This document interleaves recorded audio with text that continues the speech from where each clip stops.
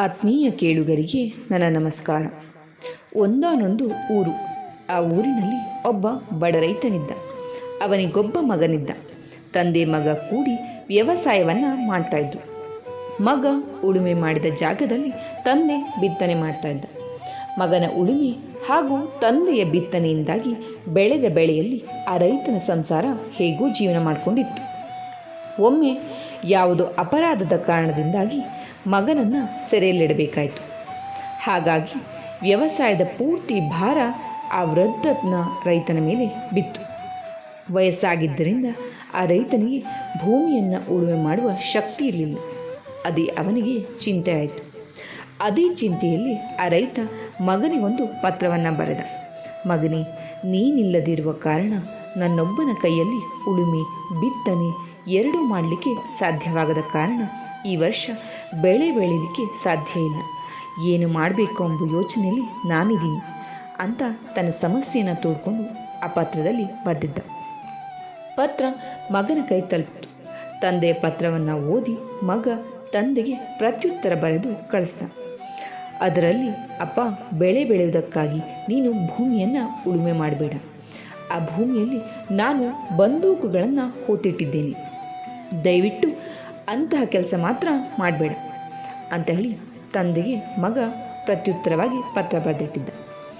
ತಂದೆಗೆ ಪತ್ರ ತಲುಪಿತು.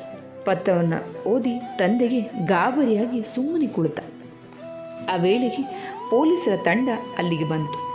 ಅಜ್ಜ ರೈತನನ್ನು ಪಕ್ಕಕ್ಕೆ ಸರಿಸಿ ಅಜ್ಜ ಕೂಗಾಡ್ತಿದ್ರೂ ಲಕ್ಷಿಸದೆ ಜಮೀನಿನ ಎಲ್ಲ ಕಡೆ ತೋಡಲಾರಂಭಿಸಿದರು. ಜಮೀನಿನ ಒಂದಗಲದ ನೆಲವನ್ನು ಕೂಡ ಬಿಡದೆ ಬಂದೂಕಿಗಾಗಿ ಅಗದು ಜಾಲಾಡಿದ್ರು. ಎಲ್ಲಿ ಒಂದು ಬಂದೂಕಿ ಎಲ್ಲಿ, ಅದರ ಹಿಡಿ ಕೂಡ ಪೊಲೀಸರಿಗೆ ಸಿಕ್ಕಲಿಲ್ಲ. ಶೋಧನೆ ವ್ಯರ್ಥವಾಯ್ತಂತ ಪೊಲೀಸರು ಪೆಚ್ಚು ಮೊರೆ ಹಾಕ್ಕೊಂಡು ಹಿಂದಿರುಗಿದ್ರು. ತಂದೆಗೆ ಅಲ್ಲಿ ಏನು ನಡೀತಿದೆ ಅನ್ನೋದು ಒಂದು ಸ್ವಲ್ಪವೂ ತಿಳಿಲಿಲ್ಲ. ಇಲ್ಲಿ ಏನು ನಡೀತಿದೆ ಅಂತ ನನಗೆ ಗೊತ್ತಾಗ್ತಾ ಇಲ್ಲ. ನೀನು ನಮ್ಮ ಭೂಮಿಯಲ್ಲಿ ಬಂದೂಕುಗಳನ್ನು ಹುಗಿದಿಟ್ಟಿರೋದಾಗಿ ಬರೆದು ತಿಳಿಸಿದ್ದೆ.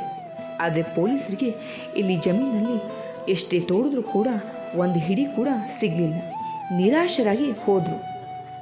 ಈಗ ನಾನೇನು ಮಾಡಬೇಕು ಅಂತ ತಿಳಿತಿಲ್ಲ ಅಂತೇಳಿ ತಂದೆ ಮತ್ತೆ ಪತ್ರವನ್ನು ಬರೆದ. ಮಗನಿಂದ ಮರು ಉತ್ತರ ಬಂತು. ಅಪ್ಪ, ನೀನೇನು ಚಿಂತಿಸಬೇಡ. ನಾನು ಮಾಡ್ತಿದ್ದ ಉಳುಮೆ ಕೆಲಸವನ್ನು ಪೊಲೀಸರು ಮಾಡಿಬಿಟ್ಟು ಹೋಗಿದ್ದಾರೆ. ಈಗ ಬಿತ್ತನೆಯನ್ನು ಆರಂಭಿಸು. ನಾನು ಭೂಮಿಯಲ್ಲಿ ಬಂದೂಕುಗಳನ್ನು ಹೂಳಿಟ್ಟಿದ್ದೀನಿ ಅನ್ನೋದು ಸುಳ್ಳು ಸುದ್ದಿ. ಅದನ್ನು ಸತ್ಯವೆಂದು ನಂಬಿಕೊಂಡು ಬಂದ ಪೊಲೀಸರು ಭೂಮಿಯನ್ನು ಹದಗೊಳಿಸಿ ಕೊಟ್ಟು ಹೋಗಿದ್ದಾರೆ. ಈಗ ಕೆಲಸ ಹಗುರಾಯಿತು. ಇನ್ನು ನೀನು ಬಿತ್ತನೆ ಕಾರ್ಯ ಆರಂಭ ಮಾಡು ಅಂತ ಹೇಳಿ ಬರೆದ. ಮಗನ ಆ ಪತ್ರವನ್ನು ಓದಿ ತಂದೆಯ ಕಣ್ಣಲ್ಲಿ ಕಂಬನಿ ಹರಿತು. ತನ್ನ ಮಗ ಅದೆಷ್ಟು ಕಾಳಜಿಯಿಂದ, ದೂರದ ಆಲೋಚನೆಯಿಂದ ಹಾಗೂ ಜಾಣ್ಮೆಯಿಂದ ಕೆಲಸ ಮಾಡಿದ್ದಾನೆ. ನಾನು ಬಿತ್ತನೆ ಮಾಡಿ ಅವನ ಆಲೋಚನೆಯ ಬೀಜ ನೆಟ್ಟು ಬೆಳೆ ಬೆಳೆದು ತೋರ್ತೀನಿ ಅಂತ ಹೇಳಿ ಬಿತ್ತನೆಯನ್ನು ಮಾಡಲಿಕ್ಕೆ ಹೋದ ಆ ಅಜ್ಜ.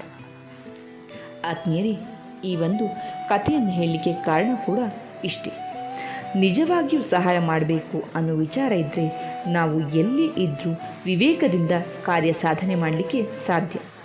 ಸೂಕ್ತ ಸಮಯದಲ್ಲಿ ಜಾಣ್ಮೆಯನ್ನು ಉಪಯೋಗಿಸಿಕೊಳ್ಳೋದೇ ನಿಜವಾದ ತಿಳುವಳಿಕೆ.